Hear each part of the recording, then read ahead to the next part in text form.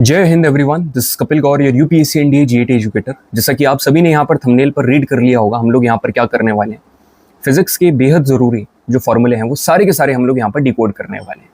सिर्फ बेहद ज़रूरी नहीं, मेरे को ये कहना चाहिए कि जितने भी फॉर्मूले हैं वो सारे हम लोग यहाँ पर कवर करने वाले हैं। देखो, जैसा कि आप सभी को पता है, recently I had a session, ठीक है, जिसमें हमने फिजिक्स के पेपर लीक क्वेश्चन के बारे में बात नहीं करी थी मोर देन 75 क्वेश्चन, ठीक है, मोर देन 75 क्वेश्चन को एकदम खत्म कर दिया था हमने, एकदम खत्म कर दिया था, ठीक है। तो that particular session gave you the final touch to your preparation, because although yes they were the most expected question, but along with that they made you revise all the topics। हर एक topic से वहां पर question था, तो उतना तो हमने revision कर लिया है। क्योंकि क्या होता है, जैसे कुछ एग्जाम्स रहता है ना, जैसे एनडीए भी एक एग्जाम है, मगर फॉर एग्जाम्पल मैं जिसका सिलेबस बहुत ही बड़ा रहता है, वास्ट रहता है, फॉर एग्जाम्पल जेई मीन्स की बात करूँ, जहाँ पर फिजिक्स, केमिस्ट्री, मैथमेटिक्स का जो एक्सटेंट है, ठीक है, जो पीक है वो काफ़ी ज़्यादा है, ठीक है, बहुत ज़्यादा पढ़ना पड़ता है। तो here in all these exams जब बच्चा बहुत ज़्यादा पढ़ लेता है, बहुत सारे फॉर्मूले होते हैं, तो इसमें से जो कुछ आखिरी के दिन बचे होते हैं, 1 दिन 2 दिन 3 दिन, इसमें पता है, ठीक है, एक चीज़ क्वेश्चन सॉल्विंग वो तो रहती है, जितना भी पढ़ा है उसको रिवाइज करना, इट्स वेरी इंपॉर्टेंट, ठीक है, मगर जितने भी इंपॉर्टेंट फॉर्मूले हैं उसकी वो बनाता है फॉर्मूला शीट, ठीक है। Whenever we are talking about mathematics and secondly physics, इसकी फॉर्मूला शीट होती है, और इस फॉर्मूला शीट को वो थॉरोली रिवाइज करता है। क्योंकि क्या रहता है, फॉर्मूला यदि गलत हुआ तो जितनी करी कराई मेहनत है वो पूरी वेस्ट हो जानी है। और एनडीए में तो ऐसा देखने को मिलता है, if 25 questions are being asked from physics, ठीक है, तो उसमें से 2 से 3 ऐसे सवाल होते हैं जो कि डायरेक्टली यहाँ पर फॉर्मूले बेस्ड पूछे जाते हैं, और वो क्वेश्चंस को डायरेक्टली फॉर्मूला लगाकर आप डिकोड कर सकते हो। कई बार सीधा का सीधा फॉर्मूला भी यहाँ पर पूछा हुआ है।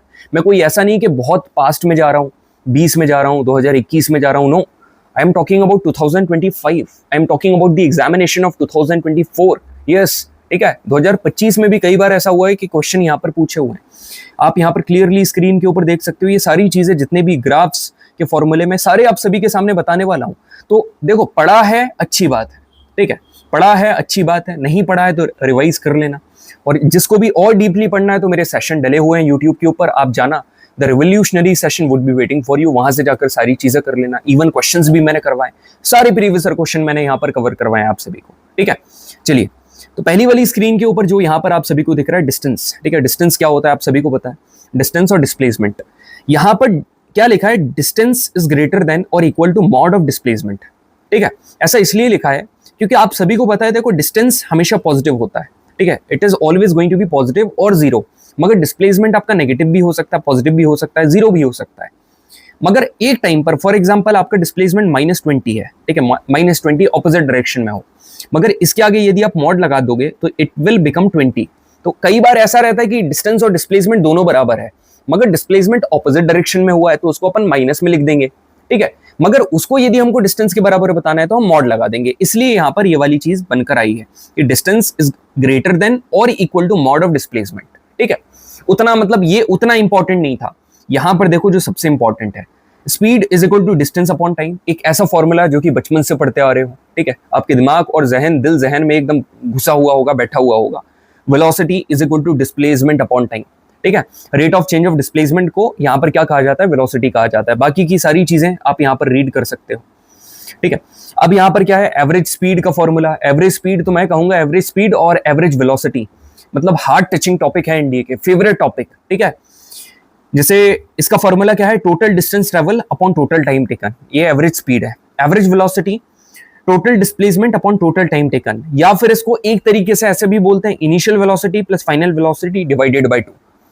यदि आपको इंस्टेंटेनियस स्पीड निकालनी है एक पर्टिकुलर इंस्टेंट पर, तो आपने पढ़ा होगा डेरिवेटिव, ठीक है, आपने पढ़ा होगा ना डिफरेंशिएशन। तो कुछ नहीं करना है आपको, क्या करना है यहाँ पर वही करना है, ठीक है। डी बाई डी टी मतलब विद रिस्पेक्ट टू टाइम, आप इसका क्या कर दो, डेरिवेटिव फाइंड कर दो, ठीक है। यहाँ पर उस पर्टिकुलर इंस्टेंट पर आ जाएगा और उसमें टाइम की वैल्यू डाल दो, you will get your answer. अब आते हैं एक्सेलरेशन।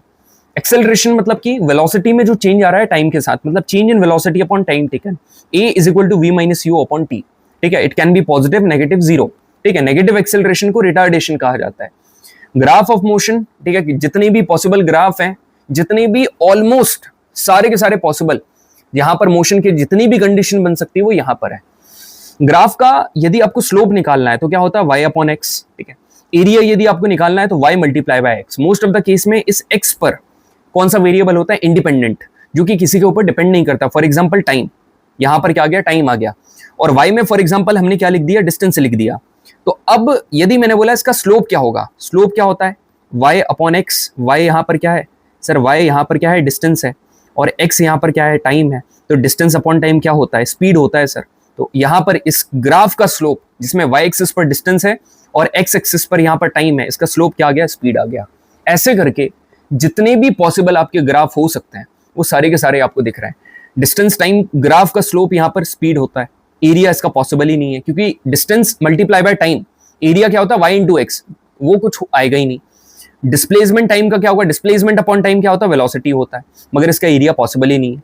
मगर यदि आप देखोगे वेलोसिटी और टाइम का एरिया निकालोगे, वेलोसिटी इनटू टाइम, तो वो क्या आ जाएगा, डिस्प्लेसमेंट, और वेलोसिटी अपॉन टाइम निकालोगे तो वो एक्सेलरेशन आ जाएगा। तो इसके दोनों पॉसिबल है। एक्सेलरेशन टाइम का जो ग्राफ है, इसमें स्लोप नहीं है, सिर्फ एरिया होता है, दैट इज वेलोसिटी। ठीक है, सारा सेशन में बता रखा है, वहां से जाकर देख सकते हो। मैकेनिक्स के 4 सेशन ले रखे हैं मैंने, बहुत ही पावरफुल। ठीक है, न्यूटन की 3 इक्वेशन ऑफ मोशन, दे, ठीक है, ये इतनी डिजर्विंग है, दे can give you 8 to 12 marks. ठीक है, 8 से 12 नंबर बच्चे तेरे को दे सकती है। समझ में आ रहा है कितने, 8 से 12 नंबर, ये सिर्फ 3 equation of motion they can give you. पहली equation v is equal to u plus a t, that shows the relationship between final velocity and initial velocity. ठीक है, दूसरी वाली यहां पर है s is equal to u t plus half a t square, जिसमें s is denoted by distance, position, height, displacement, जो कि रिलेशनशिप बताती है डिस्टेंस और काई के टाइम के बीच में। v square minus u square is equal to 2as, it shows the relationship between velocity and position. ठीक है, वेलोसिटी और पोजीशन। एक रिलेटिव मोशन का यहां पर फॉर्मूला होता है, रिलेटिव वेलोसिटी।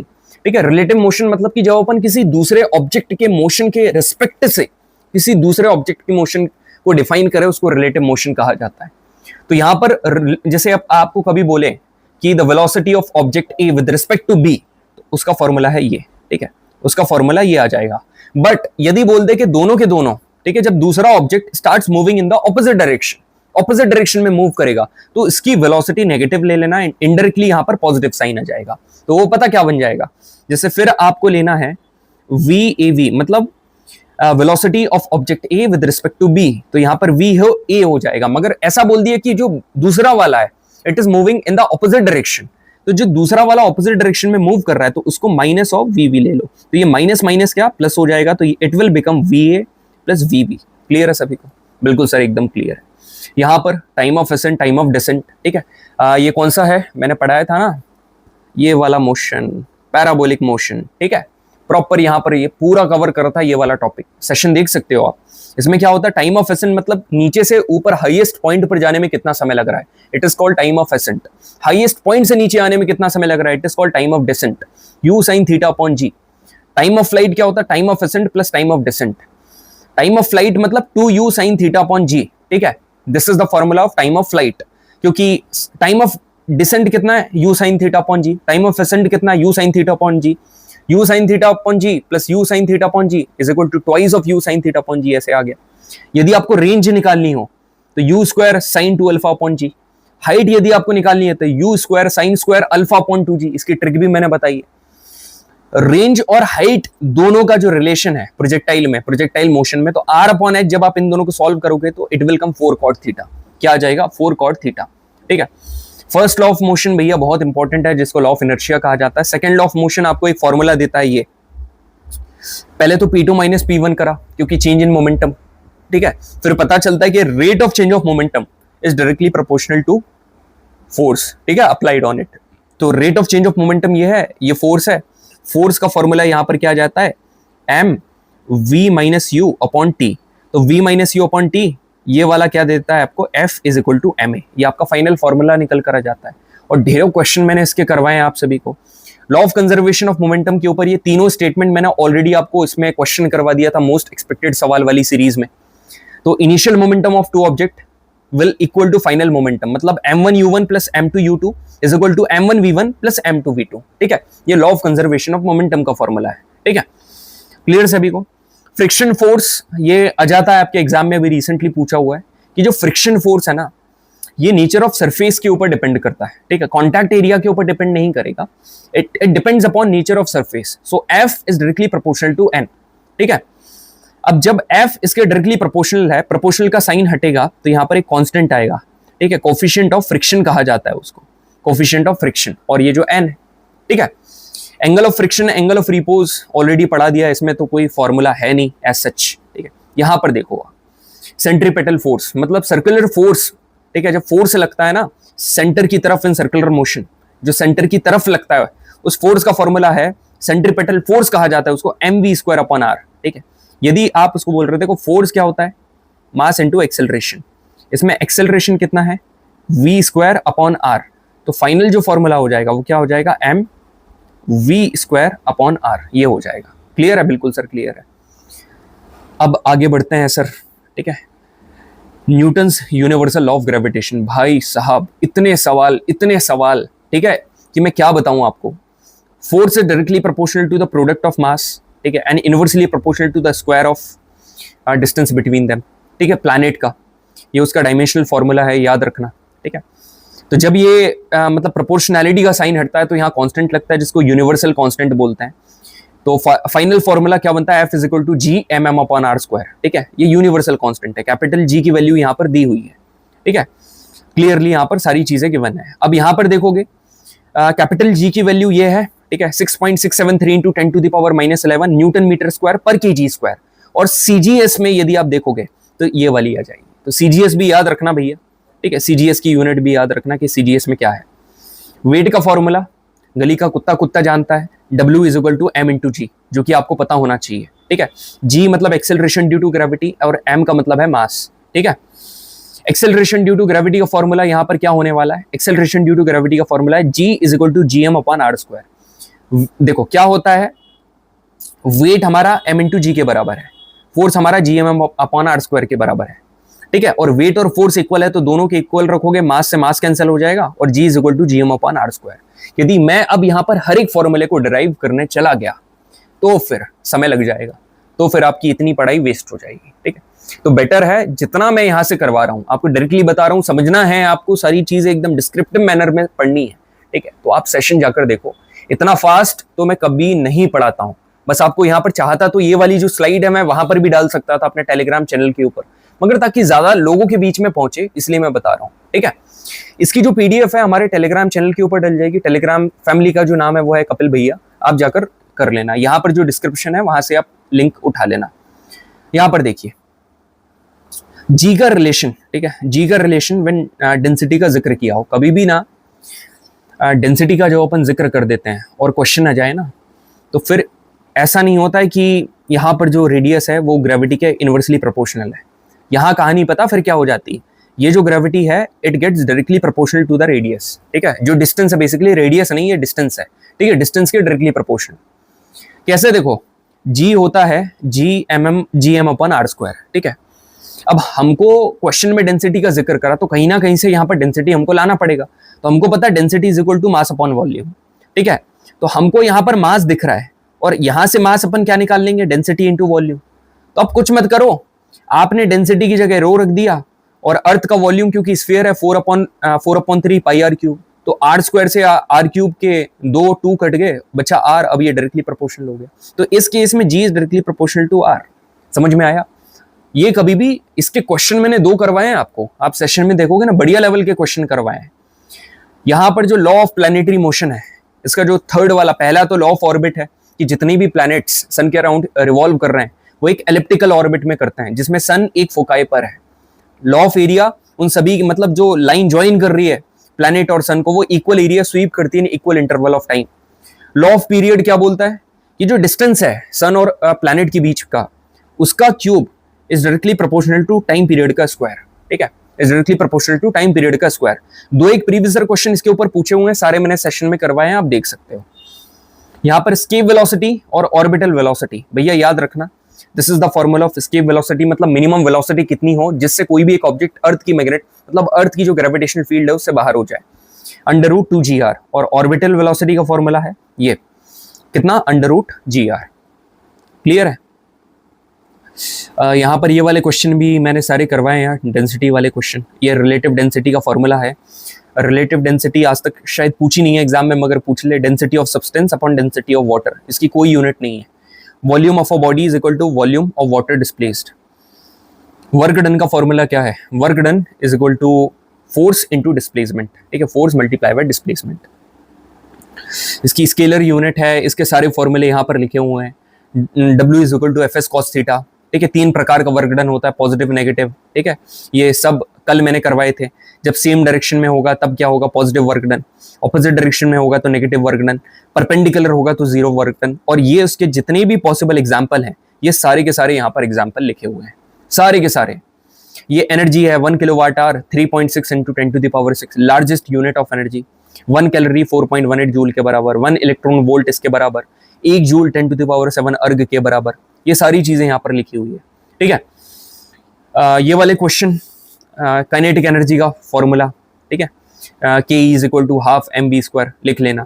और कहीं पर भी मोमेंटम का यहाँ पर ऐसा जिक्र हो तो यहाँ पर क्या होता है, ये वाली कंडीशन लगती है, ठीक है। आपको क्या करना पड़ता है, ये जो kinetic energy is equal to half mv² है ना, इसमें m का मल्टीप्लाई करके कहीं ना कहीं ये वाली कंडीशन लेकर आ जाते हैं। If momentum is constant, if kinetic energy is constant, if mass is constant. क्या अभी बताऊं, यही चीज 10 मिनट ले लेगी, ठीक है, यही चीज 10 मिनट ले लेगी पूरा का पूरा सेशन में, यदि बढ़िया तरीके से जिस प्रकार से मैं समझाता हूं तो बेटर है। जिसको भी समझना है आप सेशन स्क्रॉल करो, ठीक है, आपको सेशन प्रॉपर मिलेगा, वर्क पावर एनर्जी का जाना और सेशन देख लेना, सारी चीजें क्लियर हो जाएगी और ये वाला क्वेश्चन भी क्लियर हो जाएगा, है ना। मैं बस ये बता रहा हूं ताकि कोई आपका कंसेप्ट छूटे ना। स्टॉपिंग डिस्टेंस का फॉर्मूला लिखा हुआ है भाई यहाँ पर, है ना, क्या है, mv²/2f। स्टॉपिंग टाइम का यहाँ पर फॉर्मूला लिखा है, t is equal to mv/f, ठीक है। पोटेंशियल एनर्जी का फॉर्मूला क्या होता है? पोटेंशियल एनर्जी का फॉर्मूला होता है mgh, ठीक है, it is equal to mgh। Power is equal to work done upon time, ये पावर का है भाई, ठीक है। फिर आता है law of reflection, angle of incidence is equal to angle of reflection. ये आता है कि मिनिमम हाइट कितनी रखें मिरर की कि आपको इमेज का पूरा साइज दिखाई दे, तो half of the height of the object, आधा कर लो, मतलब ऑब्जेक्ट की हाइट है फॉर एग्जांपल 182, तो मिरर का जस्ट हाफ कर दो ग्राउंड से, कितना हो जाएगा? 91, ठीक है। ऐसा करना है। यहां पर देखिए एक ये घटिया सा फॉर्मूला, रेडियस होता है 2 टाइम्स ऑफ फोकल लेंथ, ये सेशन में करवा रखा है। ये सारे के सारे केसेस मैंने बता रखे हैं, इंपॉर्टेंट है।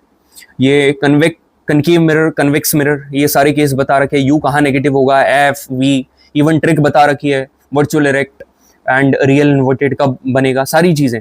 ये आपका मिरर फॉर्मूला है, as here you can see 1/f is equal to 1/v plus 1/u, ठीक है।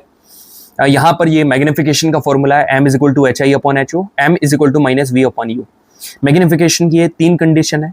जब m बराबर 1 होगा तो height of the image is equal to height of the object. When m is less than 1 होगा तो height of the image is less than height of the object. When m is greater than 1 होगा, height of the image is greater than height of the object, ठीक है। m negative मतलब real inverted, m positive मतलब virtual indirect, ठीक है। चलो, ये pre requisite मैंने बता दिया यार आपको, मतलब कितनी बार बता दिए, सारी चीज़ें यू कैन इमेजिन, ठीक है, सारी चीज़ें आप इमेजिन कर सकते हो जो आपको यहाँ पर एग्ज़ाम क्लियर करने के बाद हासिल हो सकती है। आखिरी में जब एग्ज़ाम नज़दीक आता है ना, तो कई बच्चों का सवाल आता है हमारे दिमाग में, ठीक है, एक क्वेश्चन अराइज होता है कि भैया एग्ज़ाम नज़दीक आ रहा है, डर लग रहा है। तो एक सुपर 30 की लाइन है, काफ़ी बढ़िया लाइन है, काफ़ी जेन्युइन लाइन है कि किस बात का डर है, आप सभी ने सुनी होगी, काफ़ी बढ़िया लाइन लगती है। आप एक्चुअली में देखो यार, ठीक है, आपके घर वाले आपके ऊपर बिलीव नहीं कर रहे हैं एज ऑफ नाउ, ठीक है, आपकी पोटेंशियल को देख के कि आपसे हो जाएगा कि नहीं होगा, ठीक है। अड़ोसी पड़ोसी हैं, उनका क्या ही कहना भाई, उनका अलग चलता है, वो तो सीधे मुंह बात तक नहीं करते हैं। दोस्त लोग हैं, आपको पता है किसका कितना कॉल आता है, किसका नहीं आता है, ठीक है। तो ठीक है, everyone is taking you for granted, to be very honest, ठीक है, everyone is taking you for granted. तो ऑनेस्टली ऐसा कोई ऐसा चीज है नहीं आपके पास खोने को अभी फिलहाल एट दिस मोमेंट, ठीक है। इंडिविजुअलिटी को साइड में रखें तो कुछ, और इंडिविजुअलिटी भी काई की इंडिविजुअलिटी, कुछ आपने हासिल ही नहीं करा है। You have nothing to lose, और पाने के लिए पूरा समुद्र आपके सामने खड़ा हुआ है। तो जरा सोच समझ के, ठीक है, ये डर वगैरह को साइड में करके फोकस करो and everything will work out. I hope आप सभी को समझ में आ रहा होगा मैं क्या कहना चाह रहा हूँ। समझ में आ रहा है? और ऐसा कहा जाता है ना कि बिल्कुल ऐसा कहा जाता है, कि रिजल्ट मैटर नहीं करता, कोशिशें मैटर करती हैं। ठीक है, तो ऐसा नहीं है भाई, ठीक है, ऐसा नहीं है, ठीक है। रिजल्ट मैटर करता है, कब तक मैटर करता है, जब तक आप सक्सेसफुल नहीं हो जाओ तब तक मैटर करता है, ठीक। अभी आप स्ट्रगल कर रहे हो, मेरे को एक बात बताओ, कितने लोगों का कॉल आ रहा है, कितने लोग आपके पास आ रहे हैं? कोई नहीं आ रहा है, ठीक। But the moment you get succeed, people would come to you definitely. क्यों? क्योंकि आप सक्सेसफुल हो गए हो, तब रिजल्ट फिर मैटर नहीं करेगा। फिर उसके बाद आप कुछ भी करो, एक बार वंस यू गेट सक्सीड, उसके बाद आप कुछ करो या मत करो, फिर मैटर नहीं करेगा, ठीक है। तो ये थोड़ा दिमाग में रखना। लॉ ऑफ रिफ्रैक्शन के मैंने फॉर्मूले आपको यहाँ पर बस एक बताया था, sine i upon sine r. ये पता क्या है? ये है रिफ्रैक्टिव इंडेक्स, और इसके क्वेश्चन भी मैंने आप सभी को करवाए थे ये, ठीक है। रिफ्रैक्टिव इंडेक्स यदि आपको निकालना हो, आपको कोई भी चीज़ है उसकी रियल डेप्थ बता रखी है और एपरेंट डेप्थ बता रखी है, मतलब ये मछली एक्चुअली में इतनी अंदर है मगर दिख आपको ऊपर रही है ड्यू टू इसकी वजह से रिफ्रैक्शन। तो उसका रिफ्रैक्टिव इंडेक्स क्या है? तो ये वाला फॉर्मूला लगा दो, real depth upon apparent depth, ठीक है। ये वाला फॉर्मूला लगा दो, दैट्स इट, ठीक है। The thing that others people see, ठीक है, बाकी लोगों को ये दिखती है बॉल पार्टी, ठीक है, nobody would look at it, ये कोई नहीं देखता है और यही देखना चाहिए। लेंस फॉर्मूला, ठीक है, लेंस फॉर्मूला में नेगेटिव आ जाता है, 1/f is equal to 1/v minus 1/u, यहाँ बस नेगेटिव आ जाता है। मैग्निफिकेशन का फॉर्मूला क्या चेंज होता है? देखो हाइट कभी भी चेंज नहीं होती है, लेंस में क्या होता है, देखो मैग्निफिकेशन का फॉर्मूला जो हाइट वाला है वो दोनों में सेम रहेगा, मगर जो इमेज का डिस्टेंस और ऑब्जेक्ट का डिस्टेंस है उसमें चेंज हो जाता है। इसमें यहाँ पॉजिटिव रहता है और उधर नेगेटिव रहता है। Power, you know it very well, power is equal to 1/f when f is given in metre, ठीक है। कनकेव लेंस के लिए पावर और फोकल लेंथ नेगेटिव होगी, कन्वेक्स लेंस के लिए पावर और फोकल लेंथ पॉजिटिव होगी, ठीक है, दोनों पॉजिटिव होगी। यदि आपसे बोल दे कि लेंसेस कंबाइंड है, दोनों जुड़े हुए हैं, तो पावर आपको निकालना है तो P1 plus P2 plus P3 ऐसे करके निकाल लोगे। मगर यदि बोल दिया कि they are separated by distance d, ठीक है, तो ये सेशन में मैंने बता रखा है, इस तरीके से आप निकाल देना, ठीक है। यदि कॉन्टैक्ट में है तो ऐसे करके फोकल लेंथ निकलेगी, यदि सेपरेट है तो फोकल लेंथ कैसे निकलेगी? ये वाले फॉर्मूले से। क्या होगा? 1/f1 plus 1/f2 minus d/f1f2, ठीक है, इज इक्वल टू 1/f, ऐसे करके निकाल देना, ठीक है। फ्रीक्वेंसी का फॉर्मूला क्या है? f is equal to 1/t, ठीक है, 1 टाइम पीरियड। और ये टिप मैंने बताई दी थी आपको, एकदम बढ़िया खतरनाक वाली टिप, ठीक है। रिसेंट वाले सेशन में एप्लीकेशन के ऊपर ये सेशन डाल दिया मैंने, sound and waves and heat and thermodynamics का, जाकर देख लेना, एप्लीकेशन की लिंक नीचे गिवन है। Speed of the wave, wavelength upon time period, distance की जगह वेवलेंथ, टाइम की जगह टाइम पीरियड। अब 1 टाइम पीरियड की जगह अपन ने फ्रीक्वेंसी रख दी, तो फाइनल आपका ये फॉर्मूला यहाँ से निकल कर आ गया, ठीक है। ये हीट एंड थर्मोडायनेमिक्स का रिलेशन है भैया, ठीक है। कहीं से भी आपको यदि सेल्सियस और फ़ारेनहाइट निकालना है तो इन दोनों का रिलेशन लगा दो, फ़ारेनहाइट और केल्विन लगाना है तो इनका निकाल लो, इनका कर लो, ठीक है। और इसकी टिप्स एंड ट्रिक मैंने सेशन में बता रखी है, अभी मैं जानबूझकर नहीं बता रहा हूँ, आपको लग रहा होगा मैं इतने तेजी से क्यों बता रहा हूँ, बस मैं इंपॉर्टेंट फॉर्मूले बता रहा हूँ, ठीक है। और इट्स ऑलरेडी फॉर रिविजन यार, 90% बच्चा अपनी तैयारी लगभग खत्म कर चुका है, समझ में आ रहा है। यहाँ पर एक एक्सपेंशन जो होता है, मतलब कोई भी चीज़ को, सॉलिड को यदि आप हीट करोगे तो वो एक्सपैंड करेगा, ठीक है। लीनियर एक्सपेंशन भी हो सकता है, एरियल भी हो सकता है, वॉल्यूमिनर भी हो सकता है, ये हर प्रकार के एक्सपेंशन, लीनियर एक्सपेंशन को अल्फा, एरियल एक्सपेंशन को बीटा और वॉल्यूमिनर एक्सपेंशन को गामा यदि हम कह रहे हैं, तो इन तीनों के बीच का रिलेशन ये है, ठीक है। और last but not the least, heat capacity, ठीक है। हीट कैपेसिटी का फॉर्मूला होता है क्या? S is equal to amount of heat absorbed upon change in temperature. और स्पेसिफिक हीट का क्या होता है? Amount of heat absorb upon change in temperature तो होगा, मगर साथ में डिनोमिनेटर में मास आ जाएगा। तो जनाब, it was all about the session, ठीक है, it was everything about the session, ठीक है। तो बढ़िया तरीके से कॉपी में नोट डाउन कर लेना। ये जो इसकी PDF है मैं अपने टेलीग्राम चैनल के ऊपर डाल दूंगा, एप्लीकेशन के ऊपर भी डाल दूंगा, आप देख लेना। Thank you very much everyone. बताइएगा कैसा लगा सेशन। जय हिंद।